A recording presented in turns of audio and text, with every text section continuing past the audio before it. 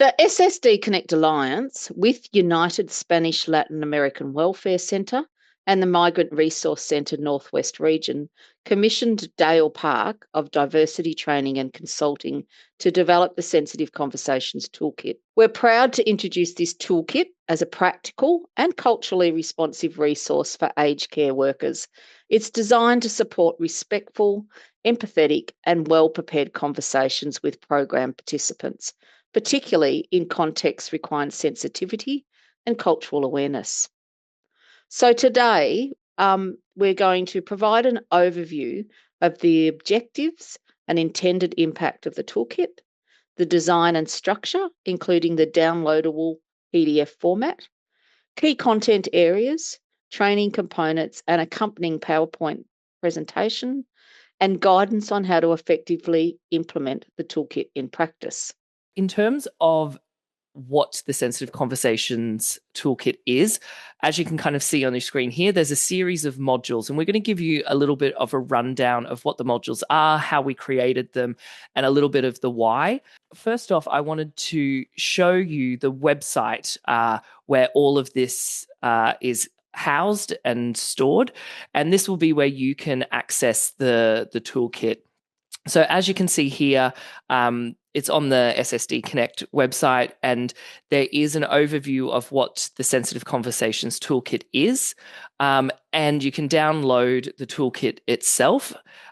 Within the toolkit, there is a facilitator's guide. So this was established to be a train the trainer facilitator's guide so that team leaders, managers, coordinators could actually run sort of 15 to 30 minute micro-learning sessions with their team and build one module at a time. So the point of that is, I guess, to help us keep learning ongoing, keep the conversation about diversity, culture, things like advanced care planning on the agenda in a regular way, but also to allow it to be done in a manageable way in teams and in a really flexible way. So as well as the facilitator guide, then what we have is the PowerPoint presentation, and some of those slides I'll take you through today. And this is the presentation that you would run with your staff, and it takes you through all of the modules. And you can also download an A3 version of the risk management pathway, which we will talk about shortly. And some of the other things that you would need to download would be the case studies. So we'll talk about them more in depth as well. And there are also some prompt cards for the different modules to help with conversation starters and to help to establish really appropriate ways of asking open-ended questions. And we also have a commitment log.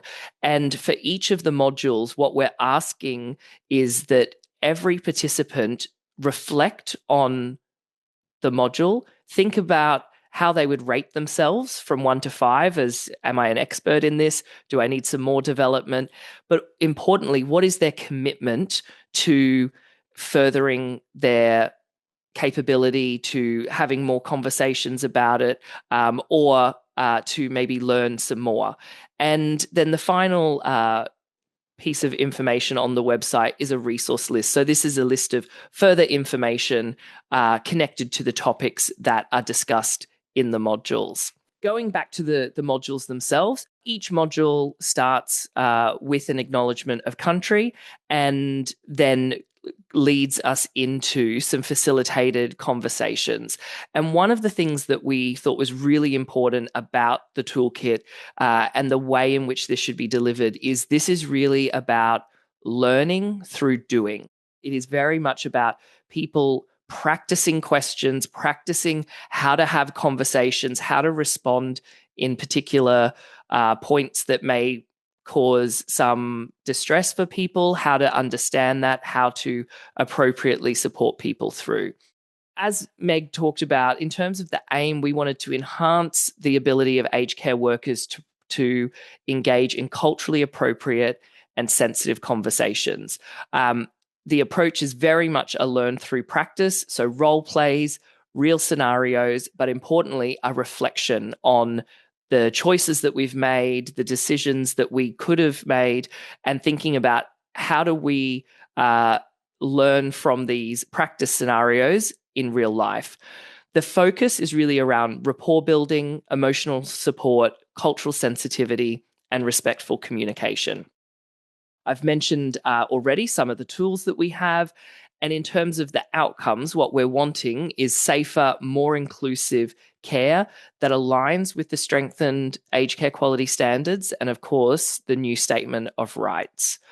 So we really think that it's actually designed for team leaders, coordinators, managers, as I said, to deliver directly to direct care staff, social support staff, etc. We're going to go through these modules a little bit. So the first couple of slides just are, I guess, an outline of the modules. In creating this toolkit, one of the things that we really set out to do was create an understanding of the importance of how to manage risk, but also what we're recording, what we're reporting, and how to document it. We know that for a lot of providers, there has been some challenges that information may not be coming to, case managers or team leaders. And so therefore, we need to ensure that our frontline staff understand the importance of how we manage risk, but also how we're reporting and documenting situations and scenarios. With Module 1, what we really cover in this is the alignment to the standards and the statement of rights. We look at using the risk management pathway, and then we have a look at what good practice is around reporting, documenting, and care planning. So the first few modules are really that scene setting piece and making sure that we understand some of the background pieces that are needed that enable us then to go on and have good conversations. So when we think about managing risk, we really have developed the risk management framework around 4 different approaches or ideas. So through having a conversation with a client, do we get important information from them? So is it something that isn't to do with risk, but they're telling us something that's actually really important to who they are, how they want their care delivered, who they want involved in their care. So that's important information. But then we also might have a moderate risk. So this is where someone or a client expresses mild discomfort or concern. So it may not require immediate attention or action, but it still needs to be monitored and noted. Then we would move along to a serious risk where a client's expressing resistance to following a care plan or potentially refusing to use essential equipment. And this could lead to a potential safety issue, and it would be important to escalate this. Then we have the category of immediate risk, and this is really where the client's safety or well-being is at an immediate risk. So this could be a disclosure of elder abuse, signs of serious neglect, those sorts of things. And so what we then have is this pathway that we use later in the case studies to review and say, where does the conversation that we've just had sit? Is it just about important information? Was there some risk or concern that was shared with us? And then what do we do? And we follow that pathway. Then that really brings us to within Module 1, then we have a series of little examples, and we get people to say where they think they sit on that risk management pathway.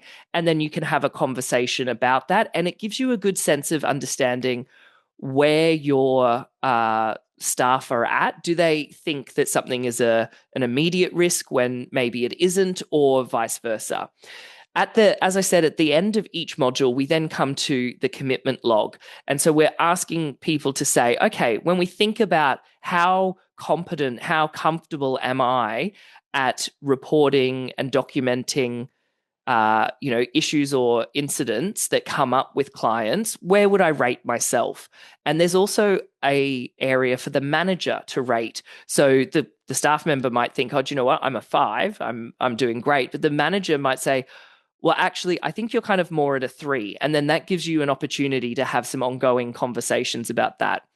Importantly, we do want the staff member to be coming up with a commitment. So around reporting and documenting, conversations with clients, what is something I need to improve on, learn more about, etc. So that is module 1. For module 2, this is really looking at the 4 foundations of supportive conversations.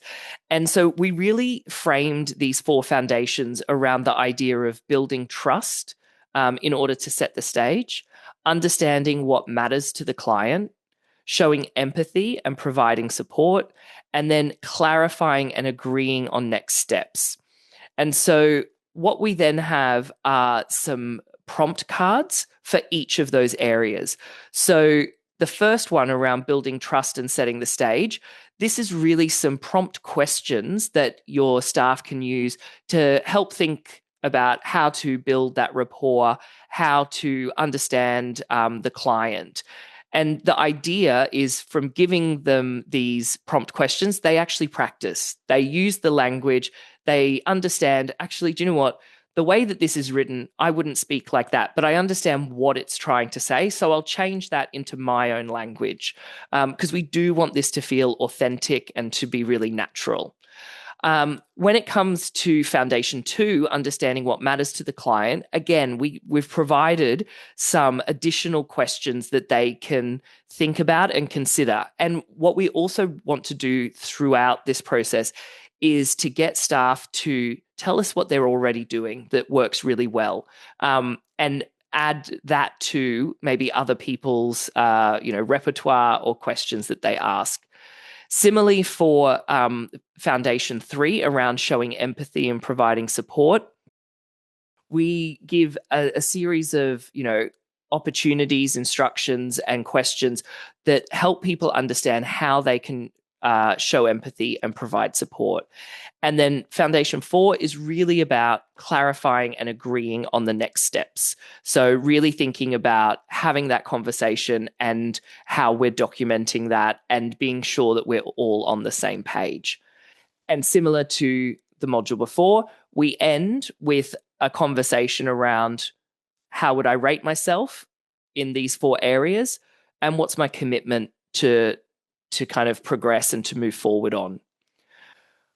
What we then have is moving into, for module 3A, is looking at understanding trauma-aware and healing-informed care. So this is obviously a key requirement within the strength and standards and supports our statement of rights.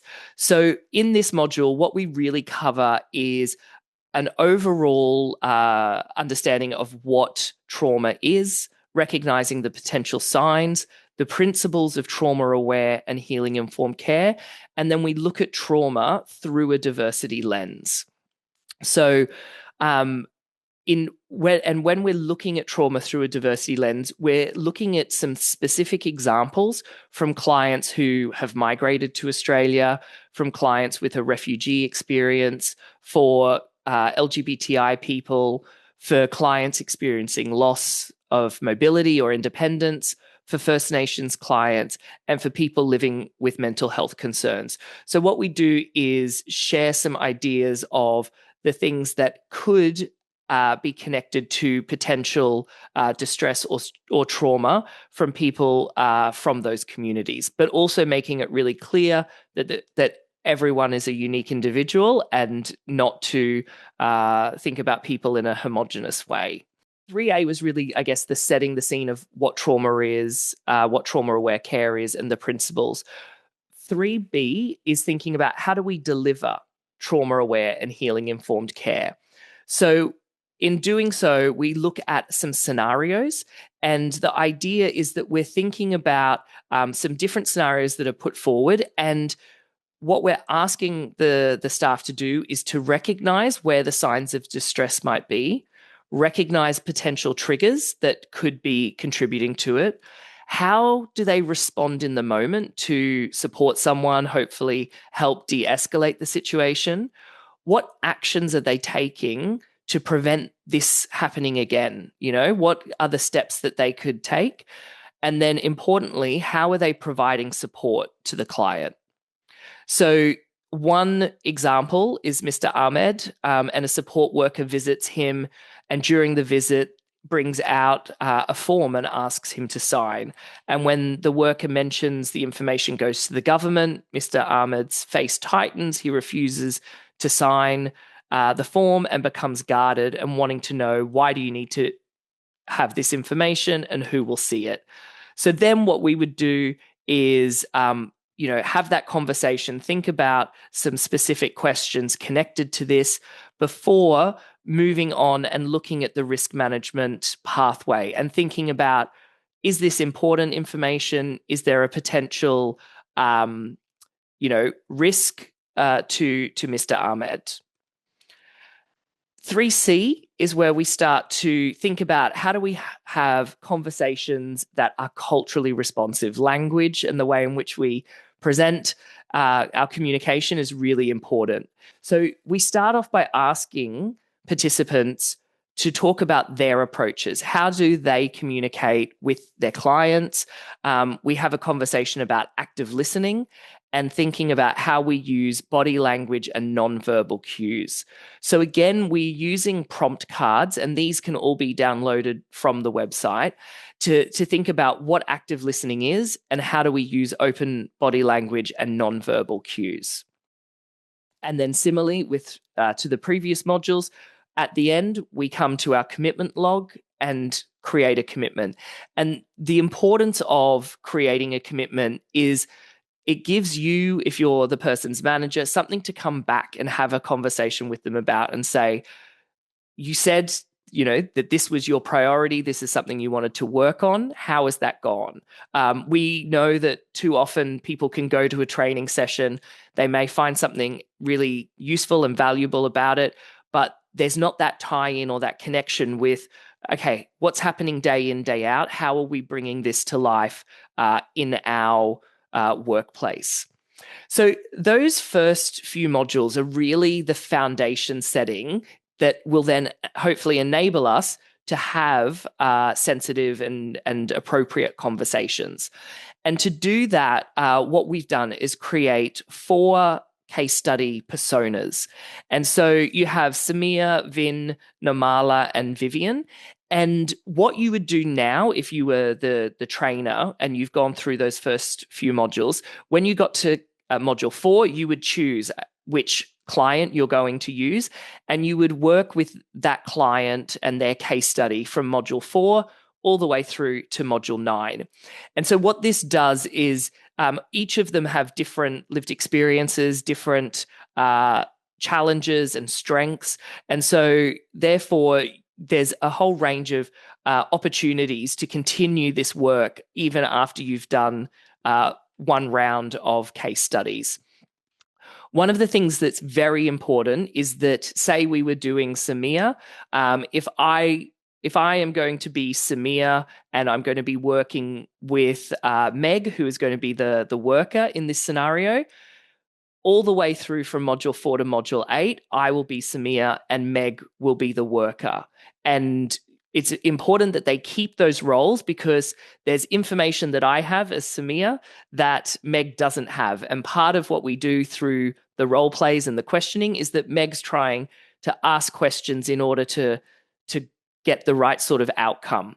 And we do keep quite a lot of information from the workers. We want them to work. We want them to, really ask the right questions in order to get there.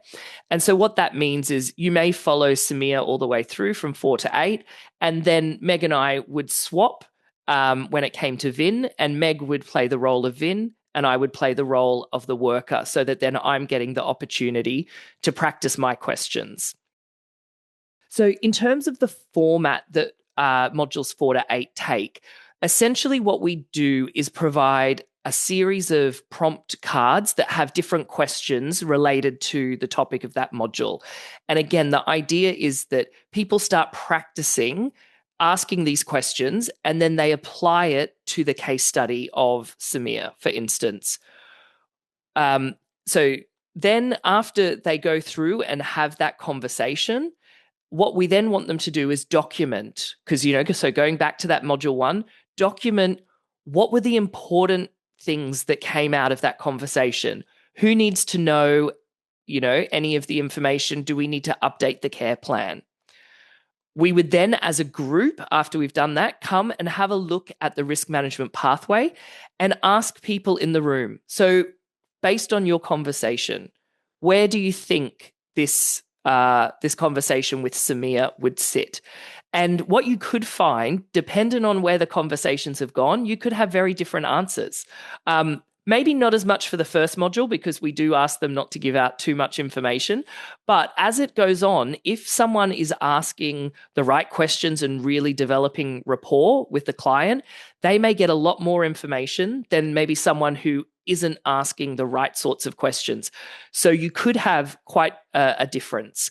And then what we also have ending each of the modules from 4 to 8 is that commitment log. So thinking about each of those different ones and what their commitment is. So just looking at what the modules cover from module 4 to 8. So module 4 is really about building rapport and trust with our older clients. So this is really thinking about maybe the first time they're going and meeting Samir. What are some of those questions? What's some of that rapport building that you can do? And so they get the worker gets a small amount of information about the client. However, the client will have a lot more, but they're initially going to be a little bit reluctant and hesitant to share. And then through building rapport, maybe they start to open up. As we move on to module 5, this is really about practicing cultural sensitivity.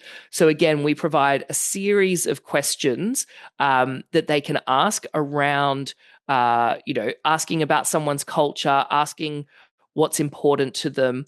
And again, if they're asking the questions in the right way, the client should feel more connected and relaxed and open up to them. For module 6, this is where we start to, I guess, encounter some potential challenge in the scenario. So this is really about how do we frame or initiate sensitive conversations. So this could be around end of life care. We may have picked up on something that one of the clients has said that could indicate some elder abuse or some neglect. So how do we frame some of those questions in a really sensitive way? It could be around, if we think about having conversations around death and dying in particular communities or cultures can be seen as really taboo. So how can we have that conversation in an appropriate way? Even something like loss of function or memory loss can be very challenging. So really trying to get people to practice having conversations and not shying away from them, because as we know, these are requirements within the strength and standards, and this work really came from a number of providers articulating that they needed support in this space around how to have these conversations or how to encourage their staff to have them. Module 7 really looks at how we manage an emotional response for our client. How do we stay regulated and how do we support them if they are emotional? And then module 8 is really about how do we address resistance? So, that could be resistance that a client doesn't want to follow a particular path of care. They may be reluctant to engage in further reassessments. And so how can workers support them, but also respect their own rights and dignity in that? With module 9, we then come back and say, okay, now we know everything about Samir and his situation. Where were the potential signs that there was trauma in his past, in his current experience? And how did we go with that? Did we do it right? Were we actually taking a trauma-aware and healing-informed approach in the questions that we asked? Or did we unintentionally ask the wrong question and cause distress? And I think that reflection piece is really, really important for people. That was a very quick run through of the modules and I guess a little bit around the background and why we created them. all of the elements are now downloadable on our website. We do have a couple of workshops that you are able to register for now. So we have a workshop on the 5th of February in Melbourne and the 1st of April in Echuca. So that's where we will run through a bit more of in detail and be able to actually support people to become sort of trainers as such in this, because this is sort of a train the trainer approach, so that you can use it in this resource in-house in team meetings or however you would like to use that. So it's sort of actually about building capacity within. We know that it's often difficult to be able to release support workers in particular to get to training. So that's why this approach has been taken in this. Just to back up what Meg was saying around the sessions that we've got coming up, that really is absolutely aimed at people who would be delivering the toolkit. So it wouldn't be aimed at direct care staff themselves, but thinking about whether it's team leaders, managers, coordinators, etc., who would be taking that responsibility for rolling them out. Congratulations to everyone. What a great resource. What advice would you give to team leaders or coordinators who say, I don't necessarily feel confident to be able to deliver this sort of training within my team?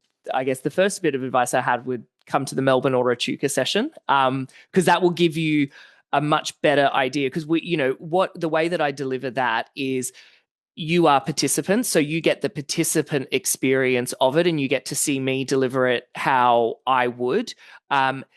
Also, we have gone to great lengths to provide a very extensive facilitator guide that actually not just sort of gives you a script, but also gives you the rationale around, what some of the challenges may be, what you could, why you would cover particular things, and why you wouldn't. And I think that idea of trialing a couple of, the modules with other people and think about, okay, how would this go down with our staff? What could be some of the challenges or questions that we have, because each cohort of staff are going to be really different, and you'll have a better understanding of that than anyone.